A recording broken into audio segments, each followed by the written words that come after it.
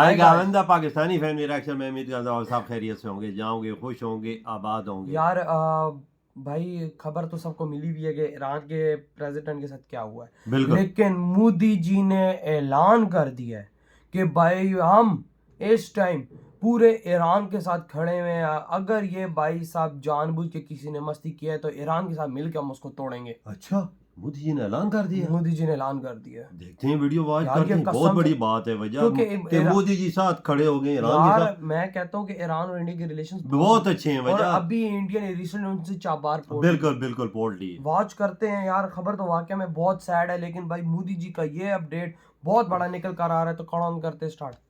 एक बड़ी खबर है इस वक्त की। हेलीकॉप्टर क्रैश में ईरान के राष्ट्रपति इब्राहिम रईसी और विदेश मंत्री अमीरुल अब्दुल्लाहिन की मौत हो चुकी है। कल राष्ट्रपति का हेलीकॉप्टर हादसे का शिकार हुआ था और इसके बाद 73 टीमें रईसी के रेस्क्यू में जुटी हुई थी, लेकिन अब खबर है कि राष्ट्रपति और विदेश मंत्री की इस हादसे में मौत हो चुकी है। कल भारत के प्रधानमंत्री नरेंद्र मोदी ने सोशल मीडिया प्लेटफॉर्म एक्स पर संदेश लिखा है।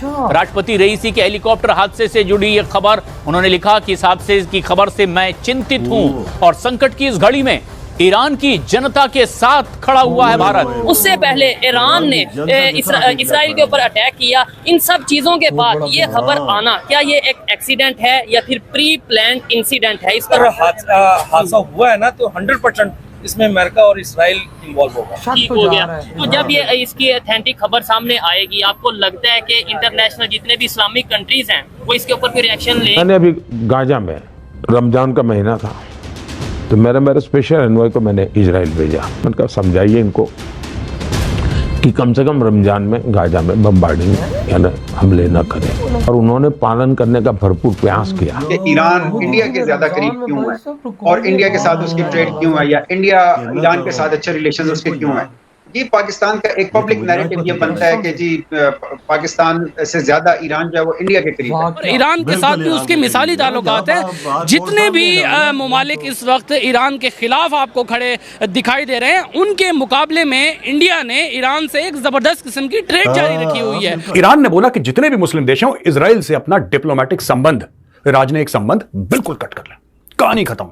यानी कि ना एम्बेसी हो, ना उनका यहां पे ना उनका वहां पे, और एक एक चीज करके अपनी बिल्कुल कट कर लें, अपने एम्बेसडर बुला लें, उनके एम्बेसडर भेज दें, निकाल दें वापस।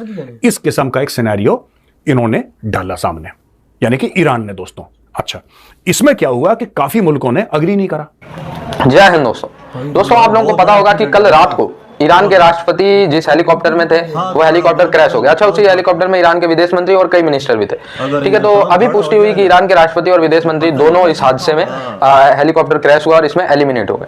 लेकिन दोस्तों कहीं ना कहीं इसका असर भारत पे भी पड़ेगा, क्योंकि जो इब्राहिम रईसी थे उन्हीं के नेतृत्व में भारत और ईरान के रिलेशन बहुत अच्छे ग्रो हुए थे। इधर से प्रधानमंत्री नरेंद्र मोदी जी और उधर से इब्राहिम रईसी, इन दोनों के बीच काफी दोस्ताना संबंध था और इसी वजह से शायद ईरान और भारत के रिलेशन ग्रो भी हुए थे। हिस्टोरिकली भारत और ईरान के रिलेशन इतने अच्छे नहीं थे, लेकिन जब से इब्राहिम रईसी और प्रधानमंत्री नरेंद्र मोदी जी आए सत्ता में, तब से काफी ज्यादा अच्छे थे। ठीक है, इसी रिलेशन का फायदा हुआ कि भारत को चाबार पोर्ट का भी एक्सेस मिला। ठीक है, लेकिन दुखद खबर यह है कि अब एलिमिनेट हो गए, उनकी मृत्यु हो गई इस हादसे में, जहां तक खबर अब कंफर्म हो रहा है। ठीक है, इसमें इजराइल का भी हाथ बताया जा रहा है कि इजराइल ने साजिश कर दी, लेकिन ये सब बेतुकी बातें। अभी तक इजराइल का कोई भी ऐसा लिंक इस हादसे में कि इजराइल ने ऐसा करवाया नहीं मिला। हालांकि ईरान जो है इजराइल के खिलाफ समय समय पे बहुत जहर उगलता रहा है। इब्राहिम रईसी जी खुद इजराइल के खिलाफ थे। ठीक है, और हमास को कहीं ना कहीं फंडिंग भी बुरी तरीके से ईरान ही देता था। ठीक है, मैं भी कुछ भी हो सकता है, लेकिन ये भारत और ईरान के लिए दुखद खबर है। ईरान के राष्ट्रपति इब्राहिम रईसी के हेलीकॉप्टर की हार्ड लैंडिंग की खबर है। अजरबैजान के पास राष्ट्रपति रईसी के हेलीकॉप्टर की हार्ड लैंडिंग हुई है। ईरान का सरकारी तंत्र हेलीकॉप्टर की तलाश में जुटा है। प्रधानमंत्री मोदी ने भी इस घटना को लेकर ट्वीट किया है। मोदी ने लिखा कि संकट की इस घड़ी में भारत ईरानियों के साथ है। पर यह है कि ईरान के प्रेसिडेंट अपने फॉरेन मिनिस्टर के साथ अजरबैजान के विजिट पे थे, जहां पे उनका हेलीकॉप्टर क्रैश हुआ है। ऐसे मौका पे, जिससे मतलब कुछ दिन पहले की खबर थी कि ईरान का चाबहार पोर्ट इंडिया की तरफ जा रहा है, मैनेजमेंट मतलब 10 साल के लिए इंडिया उसकी मैनेजमेंट करेगा। उससे पहले ईरान के प्रेसिडेंट ने विजिट किया पाकिस्तान का और बहुत से प्रोजेक्ट्स के ऊपर बात हुई। उससे पहले ईरान ने इसराइल के ऊपर अटैक किया। इन सब चीजों के बाद ये खबर आना, क्या ये एक एक्सीडेंट है या फिर प्री प्लान्ड इंसिडेंट है इस पर, और अगर इसमें इसराइल की एजेंसीज या यूएस की एजेंसीज इन्वॉल्व है तो क्या पाकिस्तान या दूसरे दुनिया के इस्लामिक कंट्रीज इसके ऊपर कोई सख्त रिएक्शन लेंगे, कोई अपना स्टांस रखेंगे? हादसा हुआ है ना तो 100% इसमें अमेरिका और इसराइल इन्वॉल्व हो गया। तो जब ये इसकी ऑथेंटिक खबर सामने आएगी, आपको लगता है कि इंटरनेशनल जितने भी इस्लामिक कंट्रीज हैं वो इसके ऊपर कोई रिएक्शन लेंगे, कोई अपना कोई स्ट्रिक्ट रिएक्शन लेंगे? सर इस्लामिक कंट्री जितने भी हैं माजरत के साथ कोई भी नहीं लेगा, क्योंकि इसकी वजह ये है कि अभी तक ये फलस्तीन पे इतने जुल्म हुए हैं, आपको पता है कि बच्चे भी मरे हैं, काफी औरतें मरी हैं और अवाम पे अटैक हो रहा है, लेकिन किसी ने अब तक किसी ने भी एक्शन नहीं लिया सिवाय ईरान के। तो ईरान के साथ तो ये होना ही है। तो ये पूरी दुनिया को क्या मैसेज होगा? मतलब ये है कि आप, इसका मतलब यही होगा कि सुपर पावर से नहीं टकरा सकते जो दुनिया में इस टाइम सुपर पावर है। हमारे आपस मुसलमानों में इत्तेफाक नहीं, ये तो पॉइंट है। अब आप देख लें कि यूएसए में या इसराइल, अवल इसराइल ले लें, इसराइल ने अटैक किया, अमेरिका उसके साथ खड़ा हो गया, ठीक है, यूरोपियन यूनियन उसके साथ खड़ी होगी, ठीक है। हमारे अंदर कोई भी आ जाए, कश्मीर ही ले लें आप, हाँ। कश्मीर ही ले लें, कश्मीर में किसने आज तक बात की है सिवाय पाकिस्तान के? कोई है बोलने वाला? या की गैरत है, वो अपनों का साथ दे रहे हैं, हमारी बगैरती ये है कि हम अपनों का साथ नहीं दे रहे, हमारे भाई मर रहे हैं, हमारे भाइयों के ऊपर मस्जिद में जाके जुल्म हो जाता है, हम हाथों पे हाथ धरे बैठे हैं। सबसे बड़ा डर जो आज हुआ है वही कि कहीं हमारे साथ भी ये ना हो जाए, कहीं हम भी उठा ना लिए जाए। ओए होए हाय हाय हाय भाई साहब, ऐलान मोदी जी का साफ ताबड़तोड़ ऐलान आ गया है कि हम पूरे ईरान के साथ खड़े। और भाई मोदी जी के इस ऐलान की वजह से ना मैं कहता हूँ कि अगर किसी देश की ये मस्ती हुई तो वो इस टाइम कांप रहा होगा। किसी मुल्क ने ईरान के साथ खड़ा होने के बाद नहीं कि सिर्फ मोदी जी ने आके खड़े हो गए। भाई मोदी जी खड़े हो गए हैं, मोदी जी ने सबसे पहला मुल्क ईरान के साथ खड़े हो गए। हाँ। अब ये तो भाई कंफर्म बाद में होगा कि क्या इशू आया जहाज में, क्या ऐसी ये चीज हम नहीं बोल सकते। बिल्कुल, ये जब पता लगेगा तो तभी पता लगेगा। देखो आजकल तो टाइम लेजर होते हैं, लेकिन लेजर हथियारों की इतनी भी रही नहीं है, क्या पता क्या हुआ है, लेकिन फिलहाल नहीं पता। लेकिन मोदी जी के ऐलान की वजह से ना यकीन मानो अगर किसी देश ने मस्ती की होगी तो वो कांप रहा होगा। मोदी जी, देखो अमेरिका की भी मस्ती हो सकती है, चाबार पोर्ट से अमेरिका खुश नहीं था, इंडिया को उसने धमकी दी, लेकिन इंडिया कहता तू हमारा उखाड़ क्या लेगा।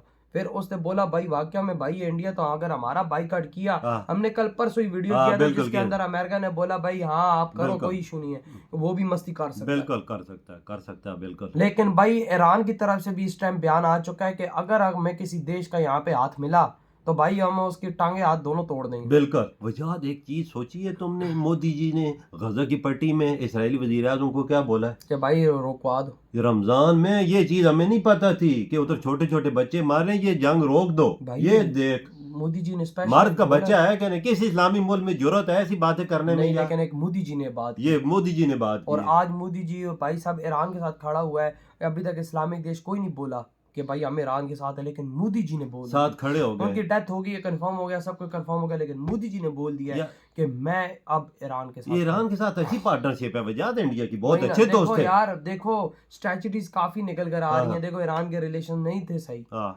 इजराइल के साथ भी नहीं थे, लेकिन इंडिया और अब खड़ा हो गया। अगर इजराइल का भी सीन निकलता है तो इंडिया फिर आपको पता हमेशा सच्चाई का साथ देता है। इंडिया हमारी तरह पाकिस्तान की तरह दोगला नहीं है कि भाई वो उसको पता होगा कि ईरान के साथ बुरा इजराइल नहीं किया तो इजराइल का साथ देगा, नहीं, वो ईरान का ही साथ देगा। बिल्कुल। और यकीन मानो अगर ये चीज निकलती है तो भाई भारत इजराइल को भी घुटनों पे ले आएगा। बिल्कुल, क्योंकि भारत एक ऐसा देश इस दुनिया के अंदर सुपर पावर बन चुका है कि भाई उसके आगे आज अमेरिका भी झुकता है तो और देश क्या। एक सोचने वाली चीज है ना, लीडर मारा गया है ना, लीडर डेथ हुई है, लीडर और देश मंत्री उसमें बड़े वजीर थे और वो उनके बड़े ऑफिशियल थे। ये चीज डेथ हुई, छोटी मोटी चीज तो नहीं है ना सोचे देखा जाए तो। लेकिन मोदी जी मैदान में आ गए, मोदी जी साथ खड़े हो गए, क्योंकि भाई चावल के रिलेशंस बहुत अच्छे यार। उन्होंने बोला है कि हम भी खड़े और पूरा हिंदुस्तान आपके साथ है। वाह यार, देखो ना बात हो तो मजा तो आता है ऐसा ना बात करने वाला। तो यार आपकी क्या थॉट है इस वीडियो के बारे में? इधर वीडियो खत्म करते हैं।